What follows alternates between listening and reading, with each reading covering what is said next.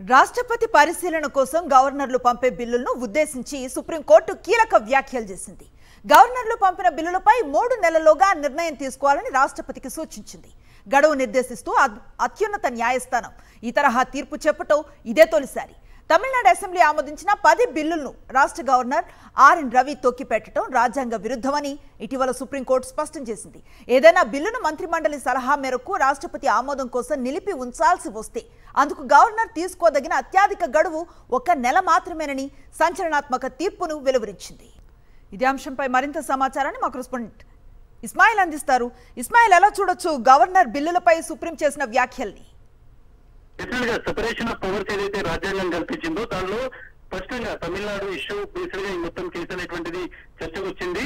తమిళనాడుకు సంబంధించినటువంటి గవర్నరు రాష్ట్ర ప్రభుత్వం పంపించినటువంటి బిల్లును చాలా కాలం పెండింగ్ పెట్టినటువంటి ఇష్యూ సుప్రీంకోర్టుకు చేరింది. దాని మీద ఒక సుదీర్ఘ విచారణ జరిగింది. ఆ విచారణలో సుప్రీంకోర్టు చాలా స్పష్టంగా ఒకటి చెప్పింది.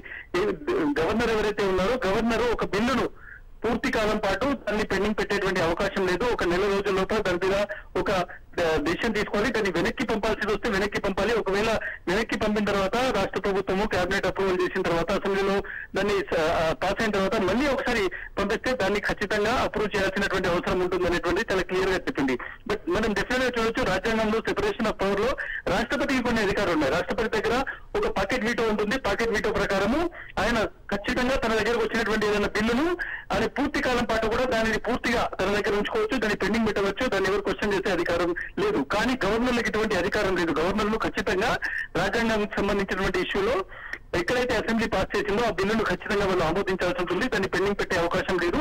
గవర్నర్లు రాష్ట్రపతికి ఉన్నటువంటి అధికారులు ఏవైతే ఉన్నాయో పాకెట్ వీటో లాంటి అధికారాన్ని ప్రయోగించలేరు అనేటువంటిది సుప్రీంకోర్టు డైరెక్షన్. ఈ రోజు సుప్రీంకోర్టు చాలా క్లియర్ గా ఒక డైరెక్షన్ ఇచ్చింది. రాష్ట్రపతికి చెప్పడం జరిగింది. రాష్ట్రపతికి సూచించింది, మీరు గవర్నర్లకు ఇది చెప్పండి, గవర్నర్లు 3 నెలల కంటే ఎక్కువగా బిల్లులు పెట్టకూడదు అనేటువంటిది ఖచ్చితంగా మీరు చెప్పండి అని రాష్ట్రపతికి ఒక విజ్ఞప్తి, ఒక సూచన, ఒక ఆదేశం అనేటువంటిది ఈ రోజు సుప్రీంకోర్టు ఇచ్చింది అనుకోవచ్చు. డెఫినెట్ గా భారత రాజ్యాంగంలో కావచ్చు, లేకుంటే భారత ప్రజాస్వామ్య వ్యవస్థలో, రాజ్యాంగ వ్యవస్థలో సెపరేషన్ ఆఫ్ పవర్స్ చాలా క్లియర్ గా ఉన్నాయి. అసెంబ్లీలు కావచ్చు, పార్లమెంట్ కావచ్చు, చేసేటువంటి అధికారం వాళ్ళకు ఉంది. వాటిని ఆమోదించేటువంటి అధికారం రాష్ట్రపతికి ఉంది, గవర్నర్లకు ఉంది. కానీ రాష్ట్రపతికి ఉన్నటువంటి విస్తృత అధికారాలు గవర్నర్ కు లేవు అనేటువంటిది చాలా స్పష్టంగా ఈ జడ్జిమెంట్ ద్వారా మనం చూడొచ్చు. సుప్రీంకోర్టు ఈ రోజు గవర్నర్లకు సంబంధించినటువంటి అధికార పరిమితులకు సంబంధించి ఒక క్లియర్ డైరెక్షన్ ఇచ్చింది. సో డెఫినెట్ గా ఏవైతే పొలిటికల్ అపాయింట్మెంట్స్ అనేవి జరుగుతున్నాయి, గవర్నర్లు అనేటువంటి వాళ్ళు రాజకీయంగా వచ్చి రాజకీయ ఉద్యోగుల్లాగా చేరిపోతున్నారు. దీనివల్ల చాలా రాష్ట్రాల్లో ఇబ్బందులు వస్తున్నాయి. ముఖ్యంగా కేంద్రంలో ఒక పార్టీ అధికారంలో ఉన్నప్పుడు, రాష్ట్రంలో ప్రతిపక్షాలు అధికారంలో ఉన్నప్పుడు దీని మీద ఇబ్బంది ఉంటుందనేటువంటి చర్చ జరుగుతున్నటువంటి నేపథ్యంలో ఒక విధంగా గవర్నర్ అధికారులకు పరిమితి విధిస్తూ సుప్రీంకోర్టు చెప్పినటువంటి తీర్పు ఏదైందో ఇది చారిత్రాత్మకమైనటువంటి తీర్పు. దీని మీద ఫర్దర్ గా కూడా చాలా డిబేట్ జరగబోతుంది.